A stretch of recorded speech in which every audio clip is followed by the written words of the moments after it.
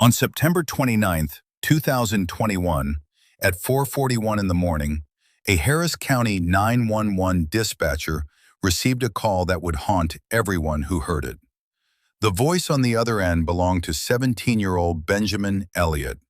His words were fragmented, desperate, and filled with confusion. "I just killed my sister," he said. The dispatcher, trained to remain calm in even the most disturbing situations, asked for his name, Benjamin Elliott. Then she asked what happened.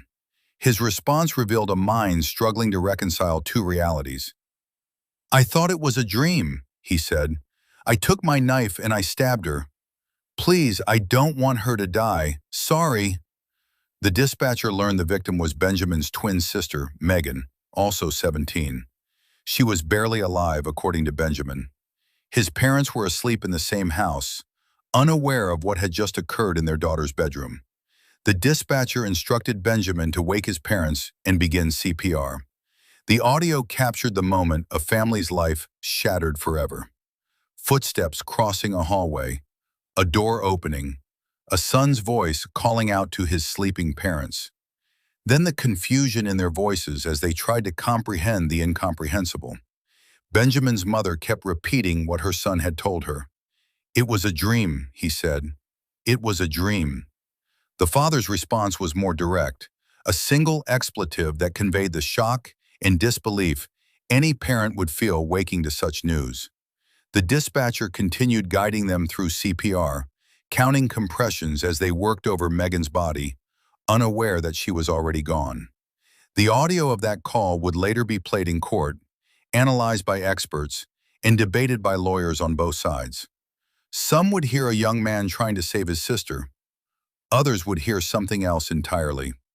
Emergency medical services arrived within minutes and took over CPR, pushing the family out of Meghan's bedroom and eventually out of the house entirely. The Elliott family stood on their front lawn in the dark, in the rain, waiting for answers that would not come for hours. Police treated the scene as a homicide investigation from the moment they arrived. Yellow tape went up.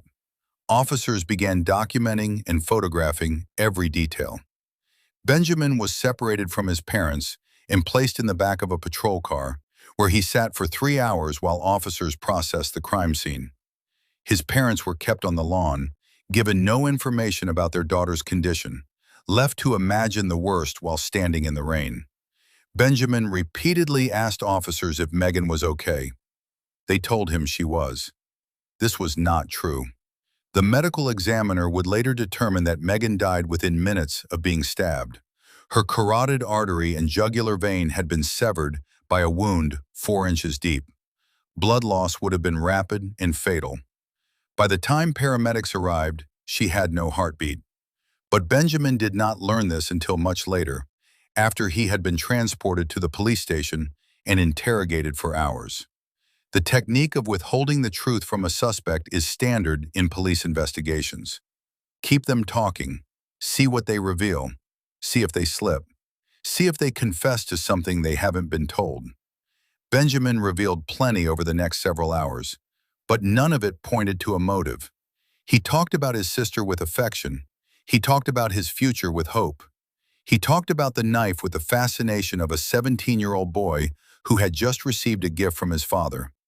And he kept asking about Meghan, kept hoping she was okay, kept believing the lie the police had told him. At the Harris County Sheriff's interrogation room, Benjamin Elliott sat across from Detective Freder Munoz. The room was small, windowless, designed to put suspects at a psychological disadvantage. But Benjamin seemed unaware of any of this. He was calm, cooperative, and seemingly still in shock. He described what he remembered, which was not much. He had been on his phone until around 3:30 in the morning, scrolling the web, doing the kinds of things 17-year-olds do in the quiet hours of the night. He fell asleep. The next thing he knew, he was standing over his sister with a knife in his hand. "The next thing I remember is the feeling of stabbing something," he told the detective. He said he turned on the light in her room, panicked, and tried to stop the bleeding with a pillow that was behind her. Then he ran to his room, unplugged his phone, and dialed 911. The knife, he explained, was a gift from his father earlier that day, an Air Force survival knife he had been admiring in a video game called Survive the Nights. His father had given him the real thing, and Benjamin had been enamored with it. Benjamin told the detective about his plans for the future. He was thinking about studying mechanical engineering. He was scheduled to take the SAT that weekend. He described his relationship with Meghan as close. They were twins. They did everything together. There was no rivalry, no recent fights, no problems at home. The detective asked if Benjamin had ever been diagnosed with any mental illnesses. He said no. For 2 hours, Benjamin answered questions calmly, not knowing that his sister was already dead. He provided his iPhone password and permission to search his phone. He cooperated fully, never asking for a lawyer, never refusing to answer.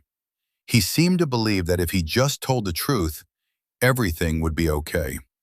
Outside the interrogation room, Benjamin's parents waited in agony. They had been pushed out of their home, kept in the dark, and left to imagine the worst while standing on their own front lawn in the rain. A longtime family friend who was also an attorney went to get information, navigating the police bureaucracy to find out what had happened to the daughter they had not been allowed to see. When he returned, he delivered the news that no parent should ever receive. Meghan had died. The police had not shared this information with Benjamin. They continued interrogating him for hours, letting him believe his sister might still be alive, using that hope as a tool to keep him talking.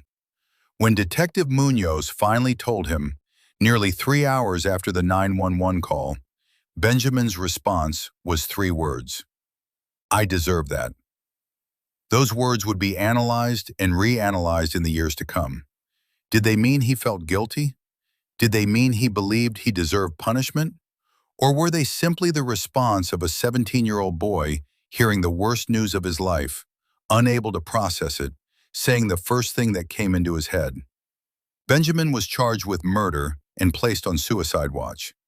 Days later, he was released on bail. His parents were waiting for him. His mother described seeing him walk out of the facility, standing on the sidewalk as if he didn't see them, surprised to find them there. The drive home was quiet. Benjamin gave single-word answers. His father pulled the car over, took his son's face in his hands and said, "Hi, we love you." Benjamin hugged them. The family could never sleep in their home again. They moved in with Kathy's mother. Benjamin was afraid he might walk in his sleep. His parents were afraid too. For the first 2 nights, Michael slept in a chair in front of Benjamin's door. They installed an alarm, and they waited, unable to ask their son the question that burned in their minds. Why? To understand why this case defies easy explanation, one must understand who Benjamin and Meghan Elliott were before that September morning. They were twins, not just siblings born on the same day, but 2 people who had spent their entire 17 years together, sharing a birthday, a home, a bond that those closest to them describe as uncommonly close. Their parents, Michael and Kathy Elliott, raised 3 children in a home that friends describe as loving and stable.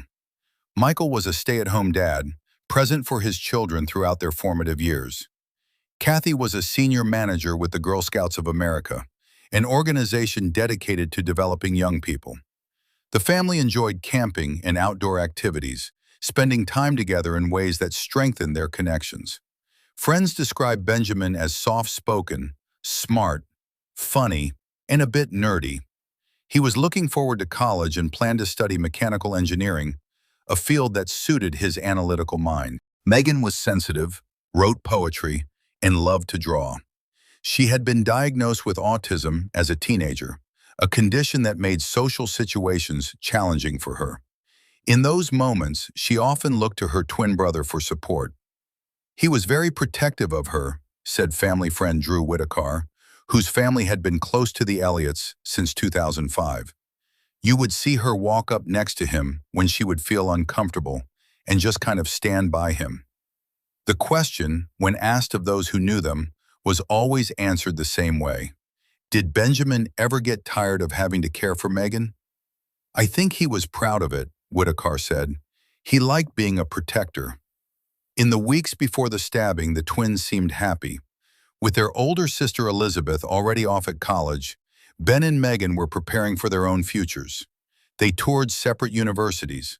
Meghan was coming out of her shell, finding her voice through online friends and a YouTube channel where she shared her artwork. The night before everything changed, father and son spent hours playing video games together. Benjamin's lawyers, Wes Rucker and Carrie Hart, initially feared their client might have a severe mental illness.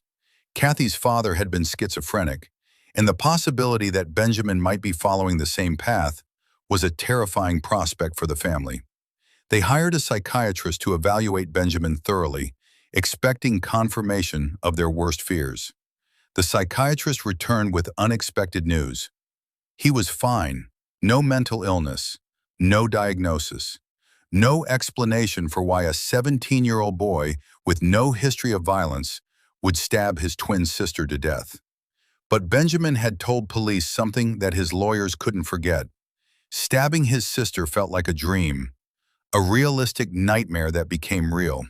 His lawyers began researching a rare and controversial defense that has fascinated legal scholars and medical experts for decades: sleepwalking.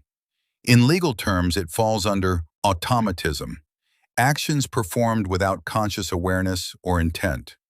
The defense has been used successfully before, though rarely and only under specific circumstances. In 1987, a Canadian man named Kenneth Parks drove 14 miles to his mother-in-law's home, beat her to death with a tire iron, and stabbed her. He claimed he was asleep the entire time, and a jury believed him, acquitting him of all charges. In 2010, a North Carolina man named Joseph Mitchell strangled his 4-year-old son and attacked 2 of his other children while sleepwalking. A jury also found him not guilty by reason of automatism. Benjamin's lawyers reached out to Dr. Gerald Simmons, a neurologist and sleep disorder specialist based in Texas. Simmons was skeptical when first approached. Sleepwalking defenses are often viewed with suspicion by both medical professionals and the legal system, but he agreed to investigate. He learned that Benjamin had a history of sleepwalking dating back to childhood. At age 10, his older sister Elizabeth found him standing by her bedroom door, completely asleep. At a sleepover with friends, captured in a photograph, Benjamin was found on a couch eating a donut in his sleep. When they woke him, he seemed surprised and confused, with no memory of how he got there or what he was doing. There was also family history of sleepwalking. An uncle who sleepwalked as a teenager, once walking in on his mother in the shower. A great-aunt who walked out of her house while asleep and woke up in the middle of a thunderstorm in the woods, clutching her dog, with no idea how she got there. Dr. Gerald Simmons conducted 2 sleep studies with Benjamin in his sleep lab, 6 weeks apart, to determine whether it was medically possible for Benjamin to have experienced a sleepwalking episode on the night Meghan died. Benjamin was hooked up to machines that monitored brain waves, eye movements, muscle activity, heart rate, breathing, and oxygen levels throughout the night. Every physiological response was recorded and analyzed. The studies revealed that Benjamin had obstructive sleep apnea, a condition where the airway becomes partially blocked during sleep, creating repeated disturbances in his sleep pattern. These disturbances, Simmons explained, could act as triggers for something called a parasomnia, abnormal behaviors that occur during sleep. Sleepwalking is one type of parasomnia. Night terrors are another. These events typically occur when the brain is in non-REM, slow-wave sleep, the deepest stage of sleep. Sleepwalking will typically occur in non-REM, slow-wave sleep, Simmons explained, pointing to brainwave readings from Benjamin's studies. During the sleep studies, Benjamin did not actually sleepwalk, but Simmons observed something significant about how quickly Benjamin entered that deep sleep state. It took him just 11 minutes from the time the lights were turned off to reach slow-wave sleep. This was notably fast and suggested his brain was primed to enter this vulnerable state. This timing became crucial when examining the night of Meghan's death. Phone records showed Benjamin's last activity at 4:17 a.m. Just 24 minutes later, at 4:41 a.m., he was on the phone calling 911. Simmons believed it was medically possible that Benjamin entered slow-wave sleep during that window, experienced a sleepwalking episode without conscious awareness, and then emerged from it when he called for help. Ben definitely killed his sister, Simmons said directly. He did it. There's no question. He's the one that had the knife, and he stabbed her. But I believe it was part of a parasomnia. He didn't do this voluntarily. There was no motivation. The finding that Benjamin had sleep apnea provided a potential trigger for such an episode. Prosecutors Meghan Long and Maroon Kutani saw the case very differently from the defense experts. They were tasked with proving that Benjamin Elliott committed murder, that his actions were conscious and intentional, not the result of any sleep disorder. They hired their own sleep consultant, psychologist Dr. Mark Pressman, who had extensive experience evaluating sleepwalking claims in criminal cases. Pressman concluded, after reviewing the evidence, that Benjamin was not sleepwalking when he stabbed Meghan. His reasoning was based on several factors. Pressman argued that sleepwalkers only become aggressive when physically provoked by someone interfering with them. In those cases, they respond with instinctive reflexes, hitting, kicking, pushing, to protect themselves.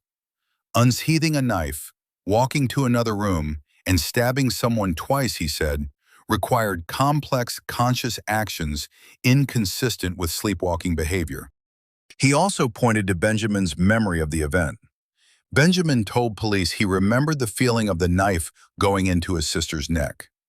That's a memory, Pressman said. Shouldn't be able to have that memory. The autopsy revealed 2 stab wounds, one 4 inches deep that severed Meghan's carotid artery and jugular vein. 2 wounds suggested intent rather than accident. The crime scene lacked blood spatter on the walls, which would typically be expected when a carotid artery is severed and blood sprays under pressure. Benjamin said he used a pillow to try to stop the bleeding. The prosecution believed he used it to muffle Meghan's screams while he stabbed her, explaining the absence of blood spatter. They pointed to Benjamin's voice on the 911 call, which they described as whispering, rather than the panicked yelling they would expect from someone who just discovered they had killed their sister. They questioned why he didn't yell for his parents immediately instead of calling 911 first. They noted his calm demeanor during the interrogation, his discussion of college plans and SATs, his reference to his own house as the crime scene. They argued that Meghan was already dead when Benjamin called 911. The medical examiner said she would have died within minutes, meaning Benjamin's CPR efforts were performed on a body that was already gone. Benjamin Elliott's first-degree murder trial began on February 18, 2025, nearly 4 years after Meghan's death.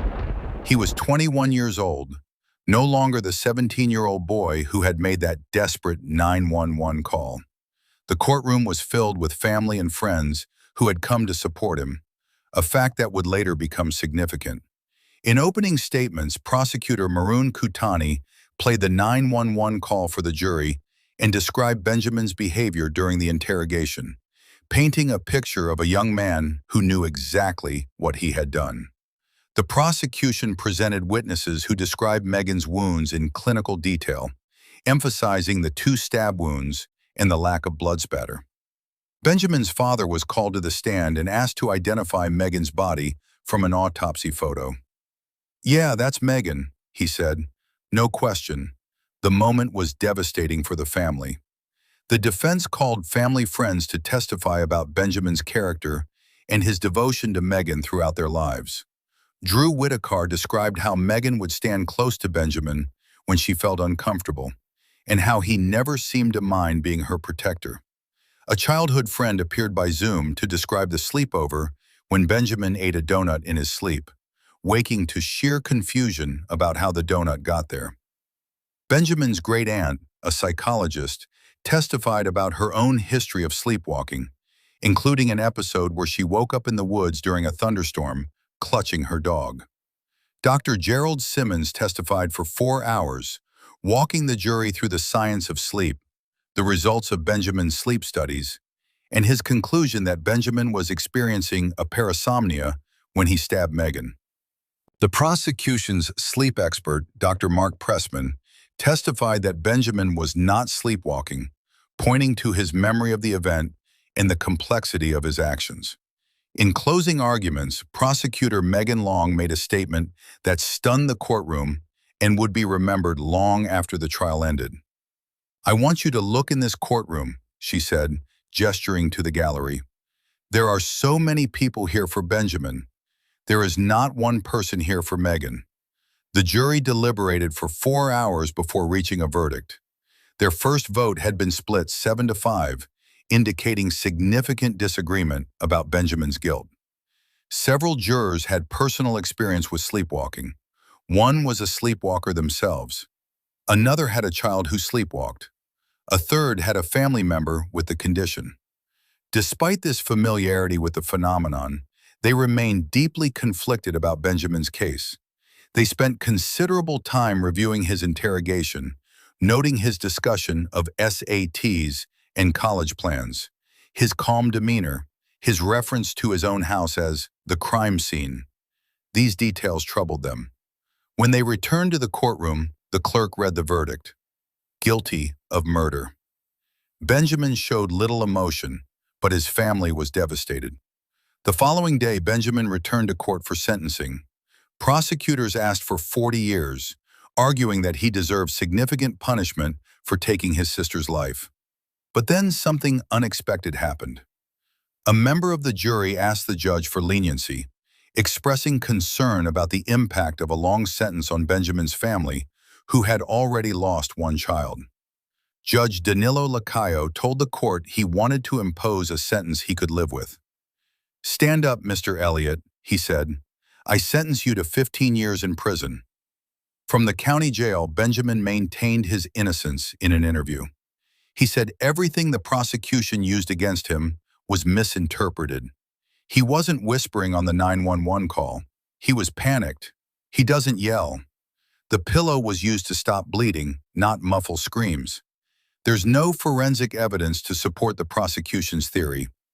His calm demeanor during interrogation was a coping mechanism to avoid thinking about what happened.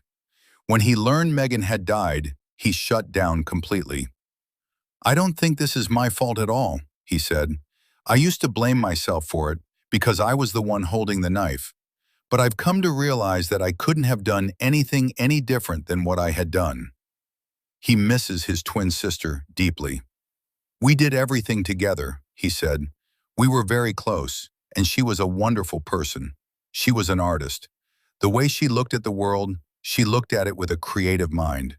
She would just see beautiful things everywhere."